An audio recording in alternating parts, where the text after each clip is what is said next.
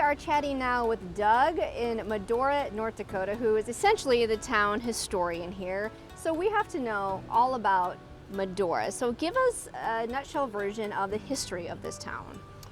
Well, Medora itself was founded in 1883 by the Marquis de Morez, who was a French nobleman, very colorful French nobleman, named the town after his wife Medora. She was from New York. Her father was a very wealthy banker in New York, so he was underwriting most of the Marquis' ventures out here. But the Marquis started the town kind of as a company town. He constructed a slaughterhouse. The remnants are on the edge of town yet, to slaughter beef here in the west and ship the carcasses east, kind of cut out the middleman. It operated only 3 years. I think would have worked with more time and money, but it was very expensive, and his father-in-law, after 3 years, kind of cut off the funds, so to speak. So the Marquis and Medora left the area, but by then Medora had become the county seat of Billings County. So if not for that, I think the town would have dried up and blown away, but because we had become county seat, the town survived. And of course, in the ensuing decades, the national park opened. The Chateau de Morez, which is the home of the Marquis and Medora. That's a state historic site. That opened to the public. And then in the 1960s, Harold Schaefer came in with his Gold Seal Company and kind of modernized the town. So over the years, the town's seen a lot of improvements and it become quite a tourist attraction. North Dakota's #1 tourist attraction. Because essentially, what is the population of Medora? Our permanent population hovers around 115 people. Okay. We see well over 250,000 visitors a year, so we're kind of unique that way, just a town of 100 people, and we entertain hundreds of thousands of people. So it's kind of a unique place. About 6 months after the Marquis de Morez arrived, Theodore Roosevelt arrived, and they were both actually only 24 years old, just kids, wow. You know, really coming out. Roosevelt came out here to hunt a buffalo. The buffalo were fast disappearing. He was a sportsman. He wanted to get a buffalo before they were gone. So he came out here in the fall of 1883, got his buffalo, and in the meantime invested in a cattle ranch just south of Medora, the Maltese Cross, also called the Chimney Butte Ranch, which already existed.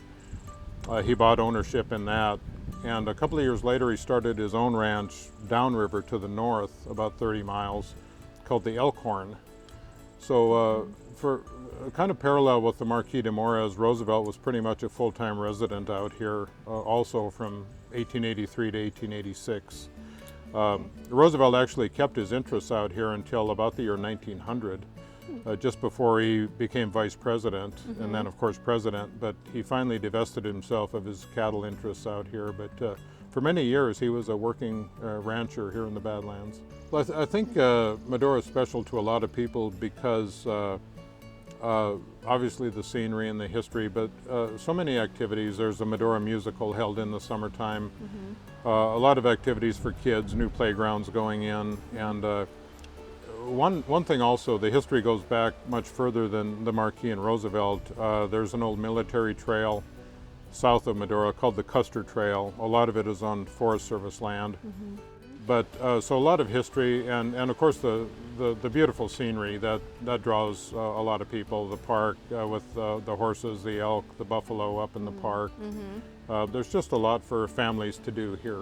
Mattahey Trail is a Forest Service trail, a nature trail that extends from the north unit of the national park through the south unit and ends about 50 miles south of Medora. So it's about a 150-mile nature trail.